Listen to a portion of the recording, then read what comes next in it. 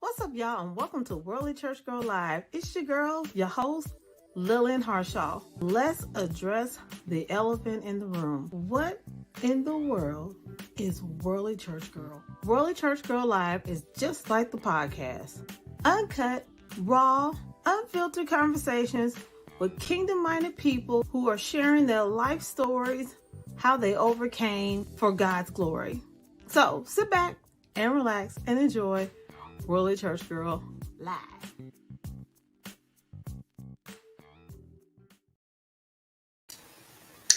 What's up, everybody, and welcome to Worldly Church Girl Live. It's your girl, your host, Lillian Harshaw.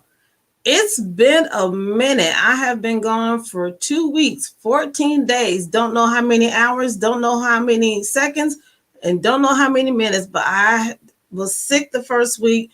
And then my mind and body needed a break, so I just went ahead and took the break the second week. But it's good to be back. Good to see all of you. And I hope you all are doing well and blessed. And I know you're all highly favored. I want to thank you all for all the love and support that I gotten while I was taking my break, and all the quick shout outs and the well wishes. And you guys have really just been just thebomb.com. And I really want to appreciate y'all. And I know a lot of people have commented on a picture I posted recently about the purple hair being gone. It'll be back. Just like my body needed a rest, so did my purple hair. My purple hair will be back. But there's a few little purple highlights in here. See? But you can't tell. But anyway, that's neither here nor there. But I do want to thank all of you for being here. And I am very excited. And I want to thank you, Brother Nelson, my awesome guy, Brother Radio. Look, I can't even talk. That's how long it's been. Can't even talk no more, y'all. Hey, Sister Breezy. What's going on, my sister? And my sister Joyce, how you doing? Love and kisses to all of y'all. But yeah, like I was saying, it's been so long. I'm tongue-tied, but still sanctified. Y'all see how I did that?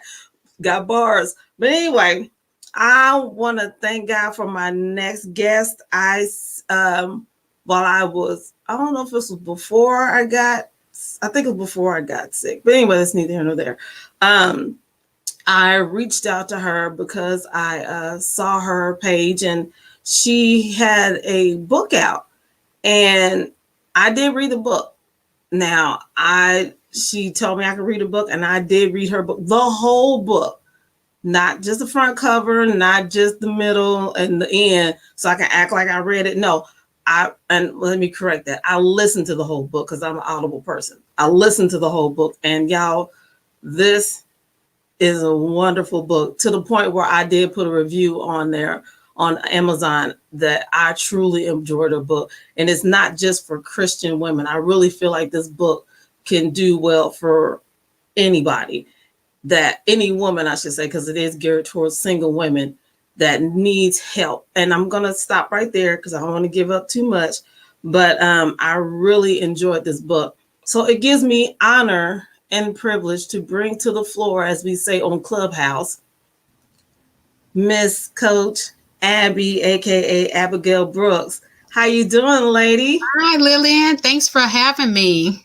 No, thank you for being on the show.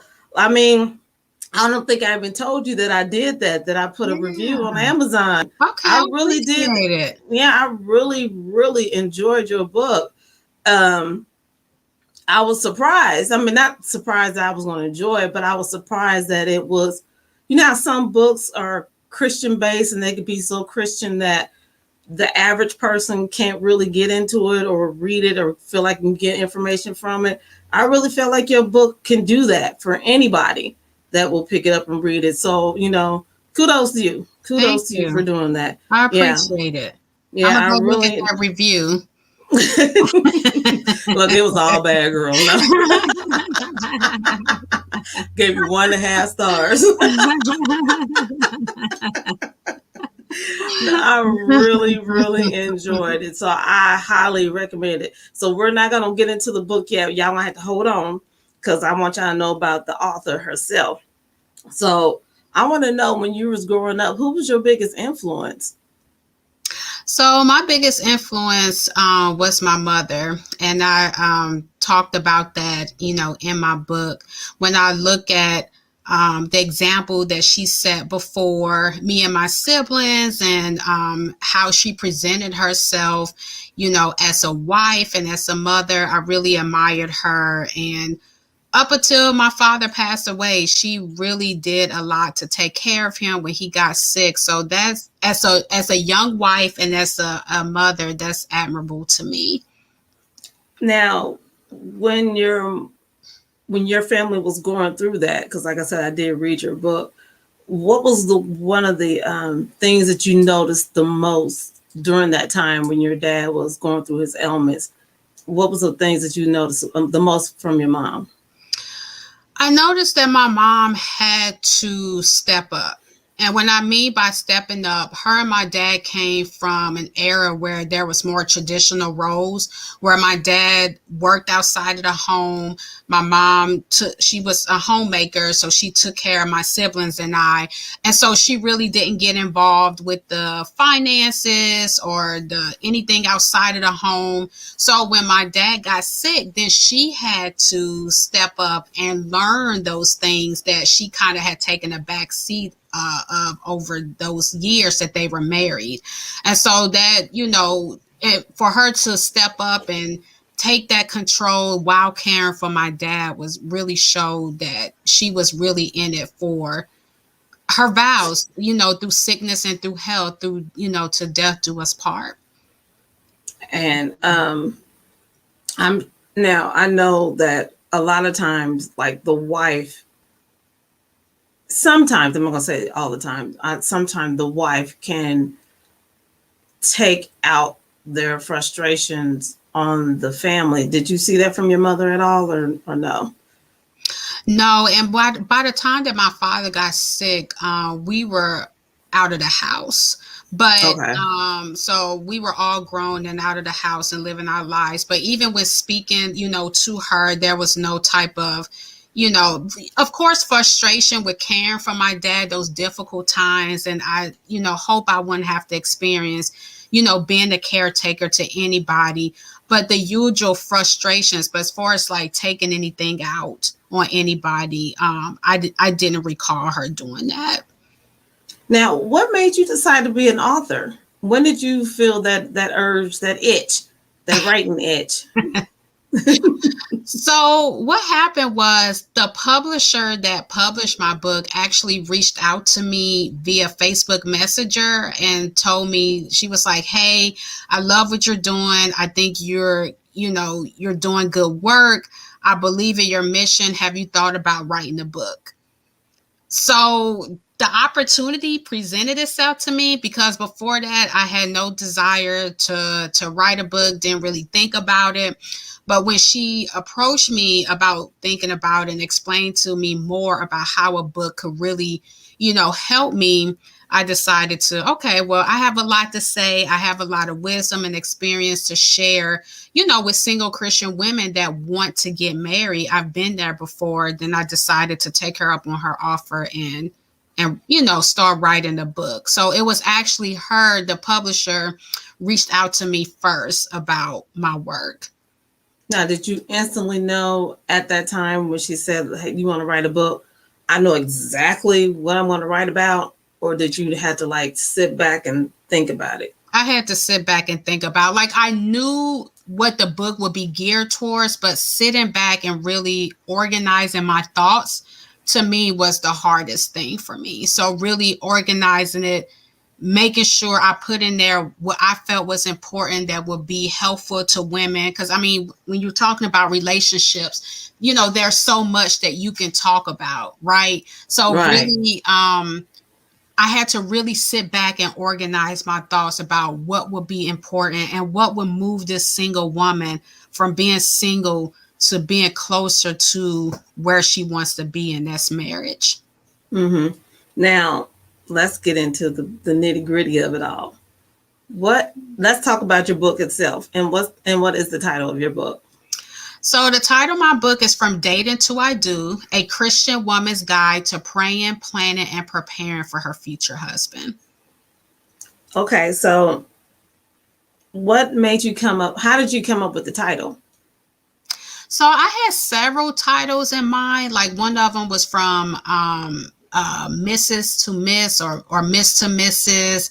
So I have a Facebook group, and I actually did a poll in my Facebook group to those ladies and gave them three options of which one they liked better. And that one actually won from Dating to I Do.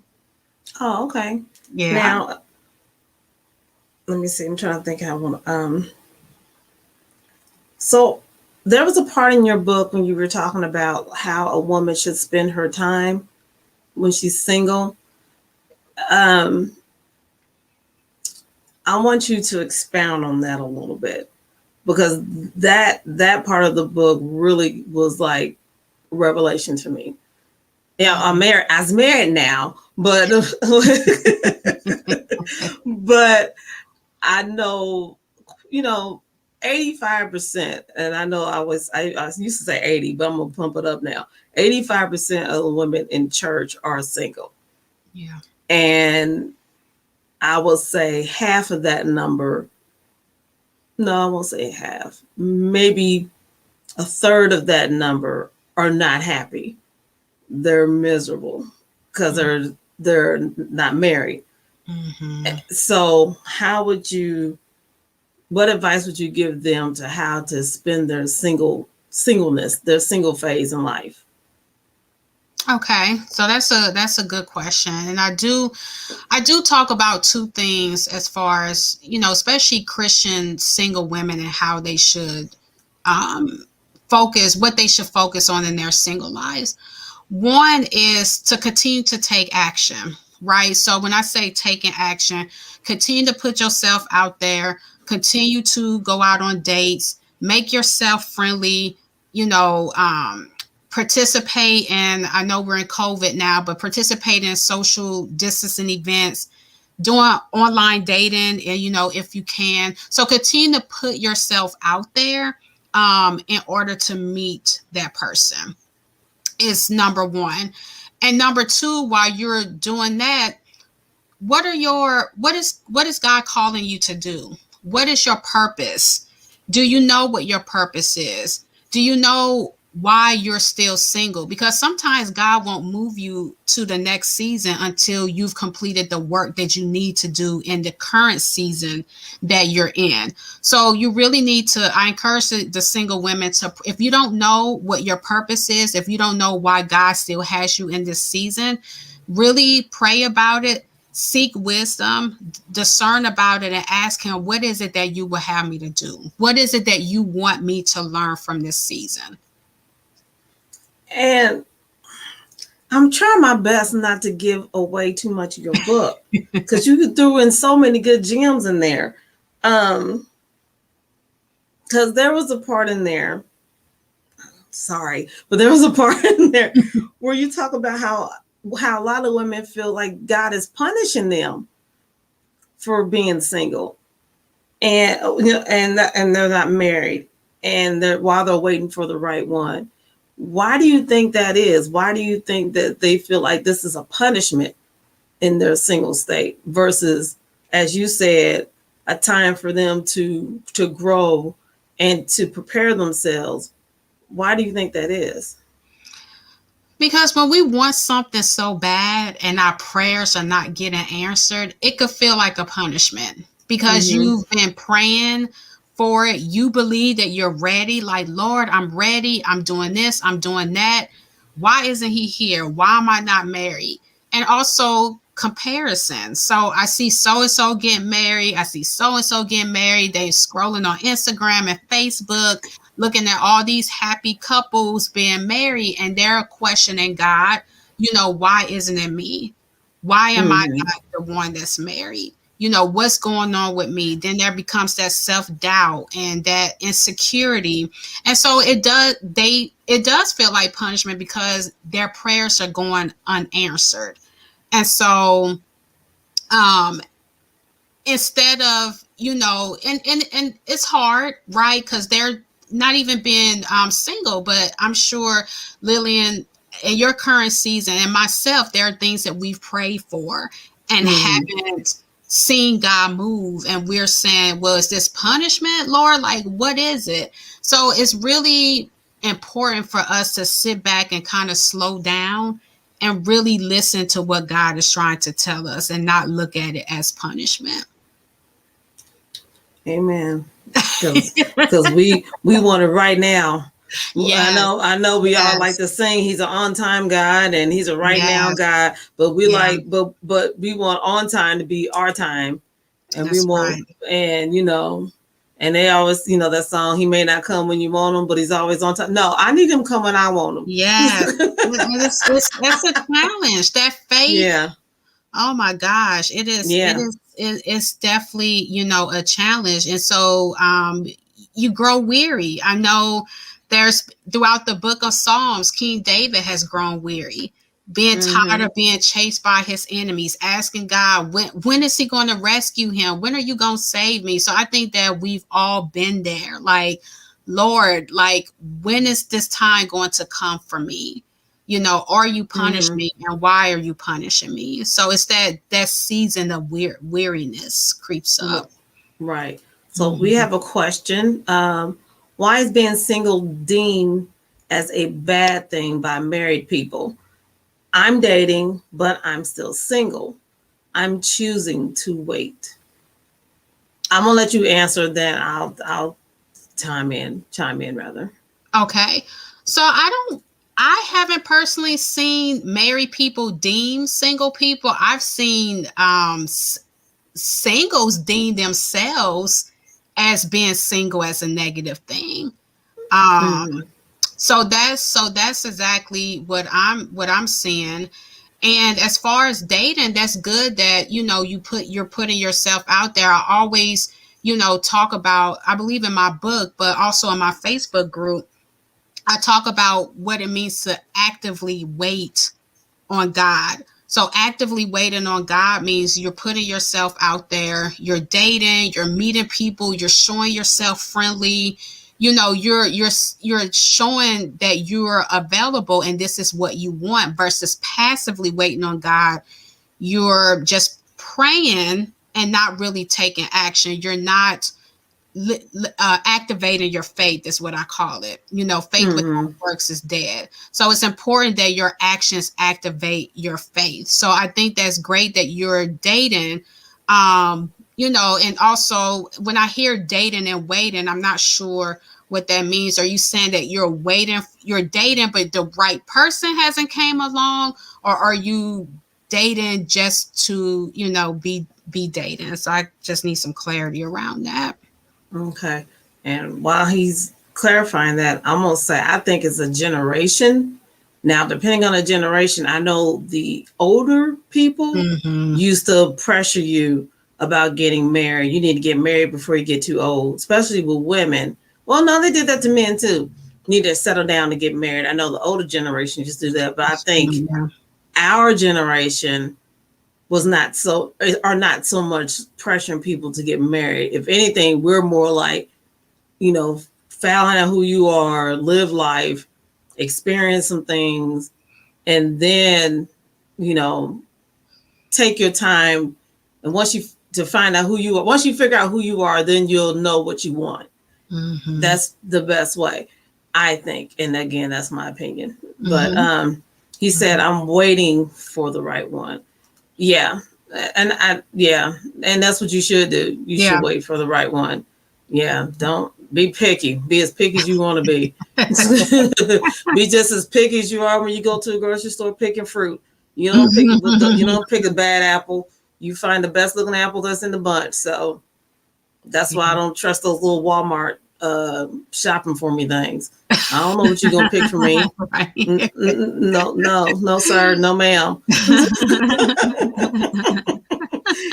Because you might be having a bad day and just grab a bunch of bananas and it be all dark and dingy. No, I don't want that one.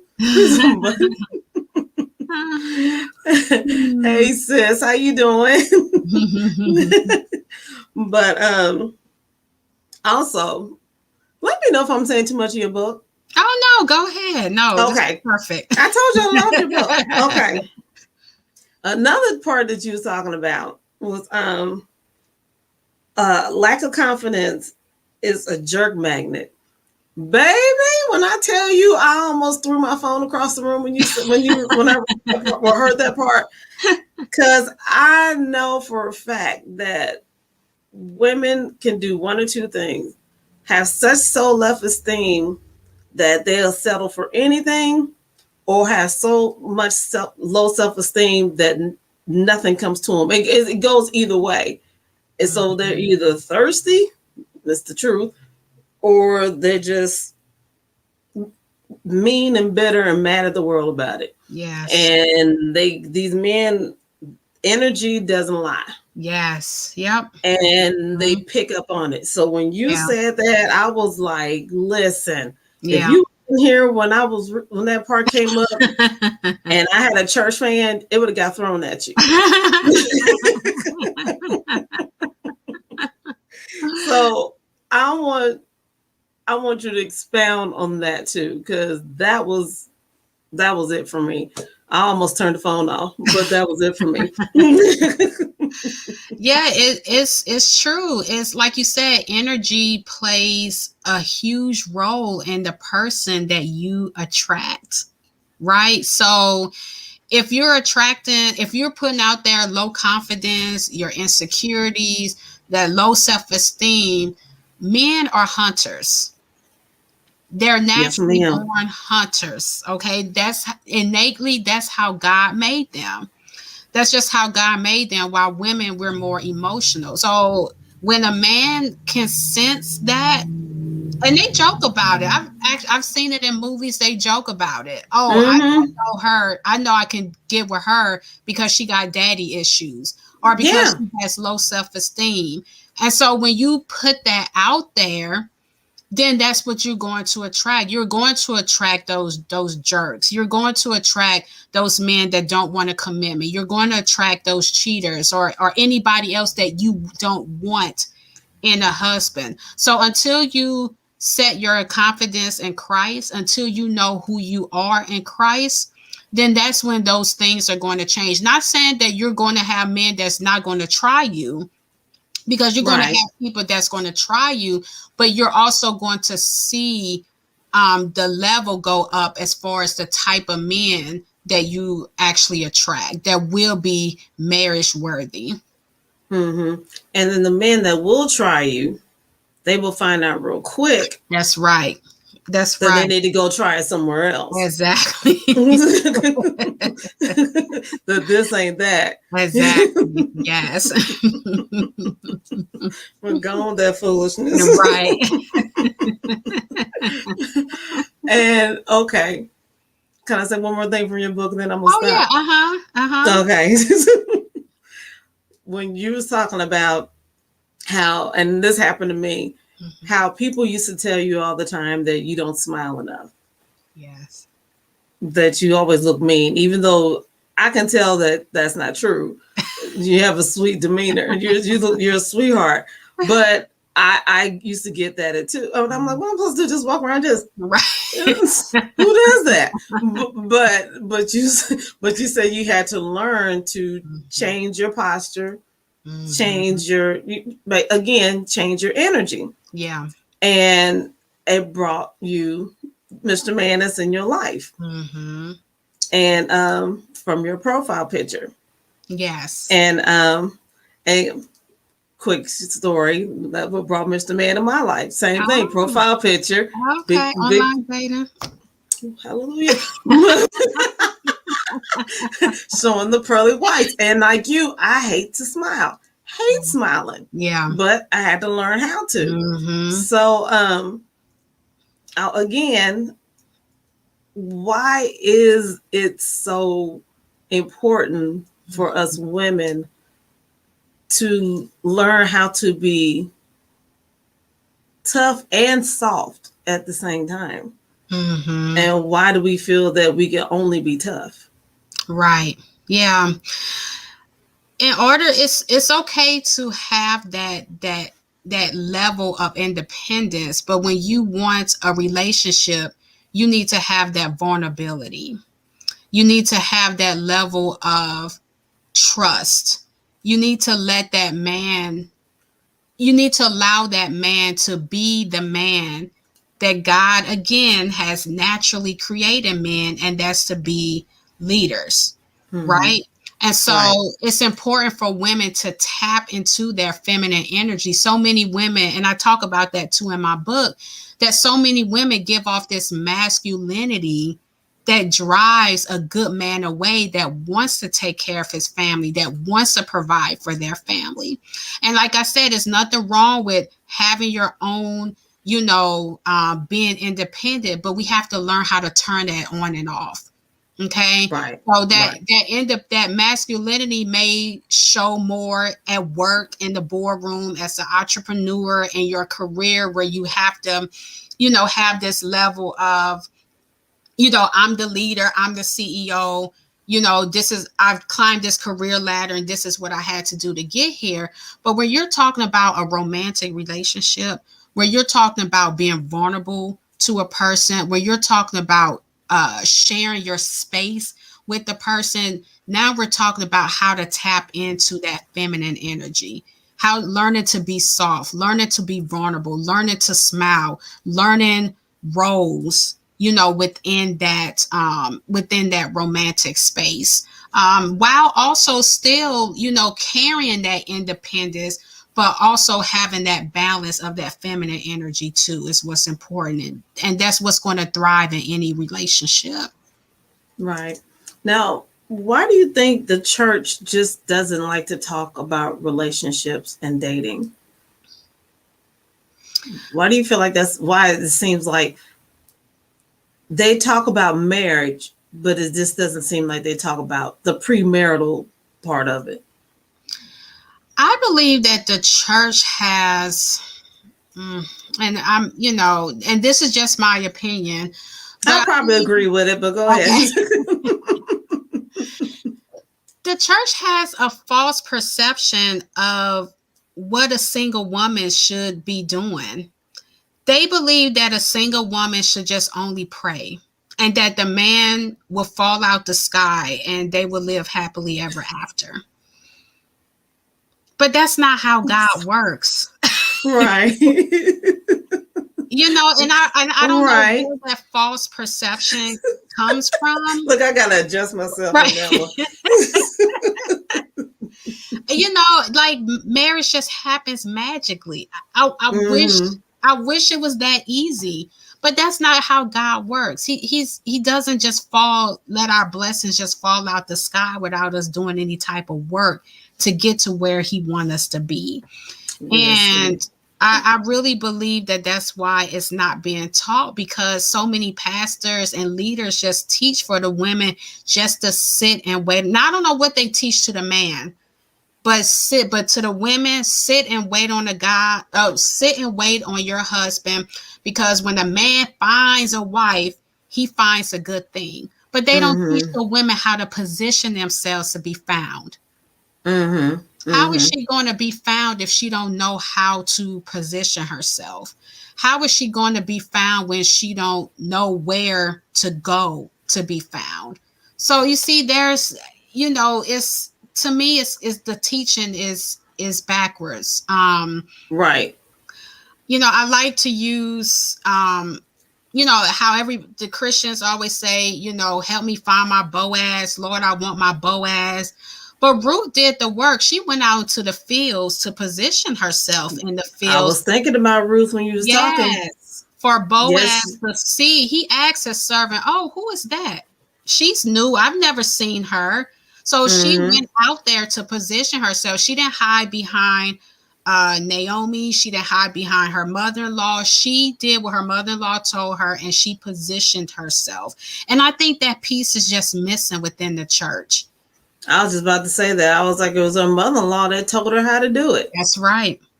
That's Her right. mother-in-law schooled her. The mothers of the church. Yeah, and that's not being taught. Mm-hmm. That's not being taught Right. at all. How, to position yourselves in order, to be found. How it's okay to approach a man to start a conversation. I'm not saying you're getting on one knee to ask him for his hand in marriage, but just say, hi, how are you? It's okay to online date, to put a profile of God. He uses technology to bring people together. This is the age and times that we're in. Right. But it's so shunned now that I feel like it's just not being talked about. And it's like, oh, just sit back and wait and pray about it, and he'll come one day. Mm-hmm. Like a woman's supposed to just sit in the church, and there's only 10 men and 100 women in the church. Right. Just sit in the church and wait for her husband to walk through the door, because the 10 men, 8 of them are married, and 2 of them are 15 and 16. So you got to sit there and wait, right? Because that's what you was taught. And look, now I'm gonna be even pettier. And then some churches, not all of them, some churches has these women looking so homely that if a man did walk in there, he gonna turn around and leave anyway. He don't want that. I don't want that mess. I'm gonna go back out in these streets and find me a good girl. Find me somebody who looked like she did something about herself. Right. That's put some lotion on them knees, took care of them feet. I'm just simply saying.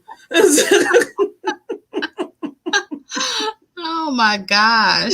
Yes. Oh my, dating is so shunned upon in churches. Like they just think that you just meet your spouse just magically through those church doors. He gonna come. You know, it's like, no, that's not how it works.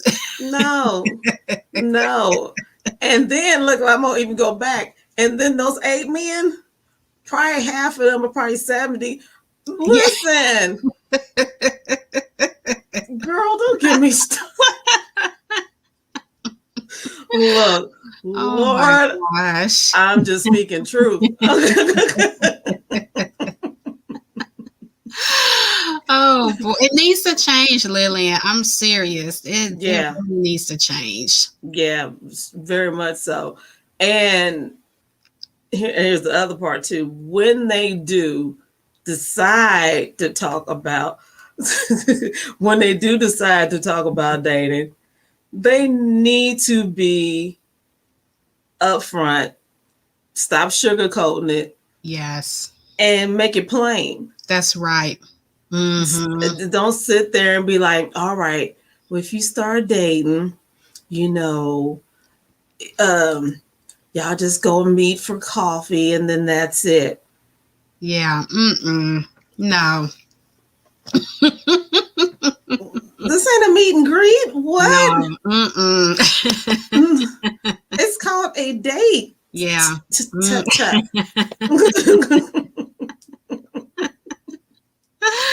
Girl. Oh my gosh. Yeah, it's sad. They don't want us teaching the class. No, they don't.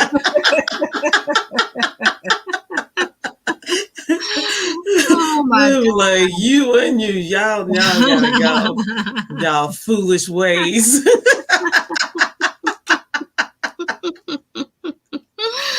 Oh my gosh. I'm just saying, but now on top of everything else, you being a phenomenal author, you are also a counselor and a certified coach. Yes. Which is so down your lane. Absolutely down your lane. So I want to talk about the organization that you have. Yeah, so my business is called Worthy of Love Counseling and Coaching. And as far as, and I'll just clarify the difference between counseling and coaching because they're not, intertwined. So with counseling, I deal with Christian millennials that need help in overcoming interpersonal toxic relationships. And usually when people come to me for counseling, they're still living in the past. Their past hurts and trauma keeps them from moving forward. And so they need a licensed professional, such as a therapist. There may be a diagnosis there or not, but they need a licensed professional, such as a counselor, to help them come out of those past hurts, come out of that trauma, and learn to live, the life that they're, meant to live. And so with, counseling, I'm only restricted to see those that I'm, licensed within the state. So I'm only licensed in Washington, D.C. and in Maryland, and soon Okay. hopefully in Virginia. So that's the difference with counseling. So, with counseling, I, work with couples and I work with individuals that need help in overcoming toxic relationships. Now, as far as my coaching is specifically for single Christian women that are ready to position themselves for the man that God has for them. Now, this woman has to, be action oriented. She has already done the work.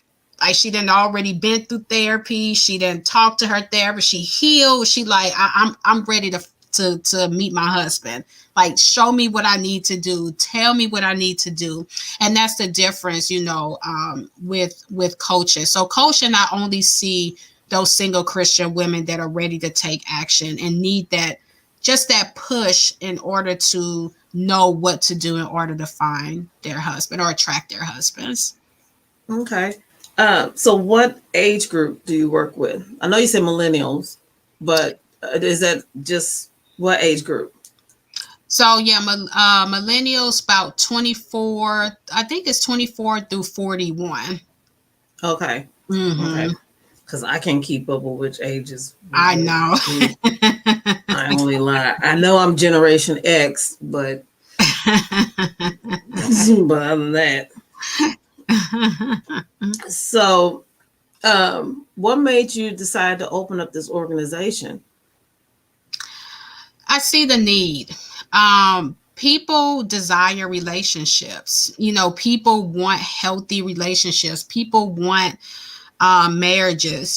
People, want to feel love. That's why I, named the practice Worthy of Love, because people want to know that people question, are they worthy for love? That's why they settle for toxic relationships, for abusive relationships, because they don't believe that they're worthy for love. So I wanted to, to help, and I'm gonna just specifically talk about, coaching, help those single women that have been in those abusive relationships to know that you are worthy of love. You don't have to continue to stay in that cycle. You don't have to continue to stay in that pattern. But God has the husband for you. And if you're ready to do the work, and if you're ready to put those steps in place, then it will happen for you. Amen. Now, what advice would you give a woman that's listening right now that is stepping out there and starting to date? What advice would you give her? I would say kudos to you, because I always say action is the key when you're trying to step out and meet somebody. Um, I would say don't give up. Continue to put yourself out there. Continue to be vulnerable. Continue to be open and transparent. And have not have fun, but make sure you're dating on purpose. And dating on Mm. purpose can be fun, but really understand what is it that you want in a husband. What is it that you want in a spouse? What is it that you're praying for, so you can understand why you're dating. Because so many women out here are just dating to be dating. But why are you dating? Are you dating for marriage? And if you're dating for marriage, what is it that you want in your husband? So really understanding those things is really, really important for a woman to know when she's putting herself out there. Okay. Now, so what's next for you? Because I know you got a big plate.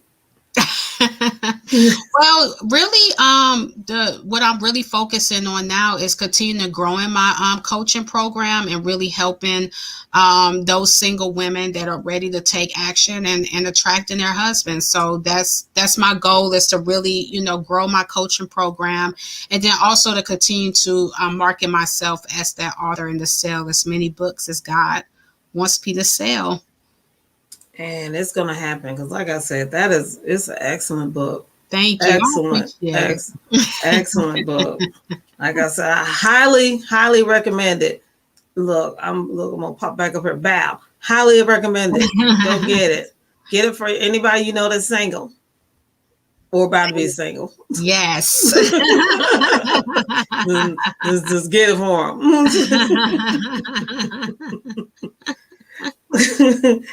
Now, how can people contact you? Yeah, so you can contact me on Facebook on my Worthy of Love business page, or at Abby at coachwithabby.com. Excellent, excellent. All right, lady. So I have Thank two last you. questions for you. Okay. This is my fun I'm part. ready. Okay. Now, if you could have any actress portray you in your life story, who would it be and why? Wow, I like so many different actresses. Let's see. I like Regina Hall. I feel like Me we too. I feel like we have the same demeanor.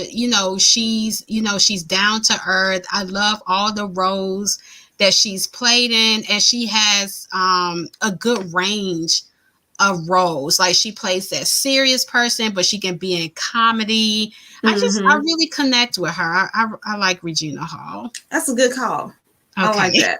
Okay. I concur with your choice. All right, here's your last question. If you could have any song be your theme song when you walked into a room, what would it be and why? Oh boy. Uh, let's see. Now with the kids, I mean, all I'm listening to is kids music. I'm trying to think, what is the Just any song. It ain't got to be recent. They can be from back in the day. I'm trying to think of maybe something I listened to recently. I don't know why Escape, Who Can I Run To is sticking out. I don't know if that would be the song, but I mean, If that's that's what. the song that popped in your head, then so be Okay. it. Okay. Oh, besides it just popped in your head, what's the reason why it popped in your head, you think? Because I feel like that was the last song I listened to on my Spotify. And when you said something, back in the day. So you have a lot of old school songs on your Spotify too? Yes. Yeah. Yeah, I probably have maybe one or two recent songs on mine too. So don't feel bad. Yeah. I can't get into some of the new stuff they got out now. Yeah, I like and I love Beyonce, but I'm more into her older stuff. And like the newer stuff, because she's even changed some of her sounds. So I'm more into how when she first came out. So yeah, I'm more like straight like R&B and not like the trap. Yeah. Yeah. Yeah. I will say, and I'll probably get some frowns about it, but like I do like Nikki. Judge me if you will. But but that's like my everybody got these songs that they listen to at the gym to get them hyped. Oh yeah, yeah. So that's my Nikki is either Nikki or I'll listen to some old school, like you said, old school like 90s R&B. Yeah. Or I'll listen to I love me some New Edition, and everybody know I'm a huge Prince fan, so those are my choices. Okay. Yeah. Hence the purple all the time. Right. But I want to thank you so much for being on the show. You were such a joy. And like I said, your book is phenomenal. I'll say was like it's gone. Is phenomenal. And I highly, highly, highly recommend to everyone to please go pick it up. You can find it on Amazon. You can also go to her website and find it. Her website is on the Worthy one too, isn't it? Yes, it is. Okay. So you can find the book on that website as well. Please go find it, go purchase it. I will leave the link to it on my website for you to find it. But you're going to shoot far, and I'm sure you got a lot more books in there coming out of you. Oh, thank you. Okay. Oh, you didn't see that comment? You just saw the one, huh? Surprise. Well, when you get the other ones, make sure you look me up. Be like, girl. Like, that's right. And they'll be on the show again. And I do want to let everybody know that the book is in, like you said, Lillian, Audible, print, or Kindle as well. Yes. So in those formats. That's right. And like I said, I'm a true Audible girl, so love me some Audible. That's something else I do at the gym too. Since we're talking about gym work, Audible's a good thing to do. Okay. But again, thank you so much. And what was I gonna say? Lost my track of thought. But I would love to have you back when those other books come out. Okay. Look, hint. But I would love to have you back, period, because I know you got some stuff that's going to jump off before the books, too. So have a good evening. Thank you, lady. You too. Thank you, Lillian. Thank you, everybody. You're welcome. Have a good one. Bye-bye. Thank you, everybody, for joining the show. It was a good time. And as always, thank y'all for being here. And I don't think I have a show Friday. I'm pretty sure I don't. But if I do, I'll let y'all know. But I definitely have one next Tuesday. So thank you guys so much. Oh, thank you, Nelson. You're so sweet. Thank you so much for joining me. And as always, thanks for joining your one and only Worldly Church Girl.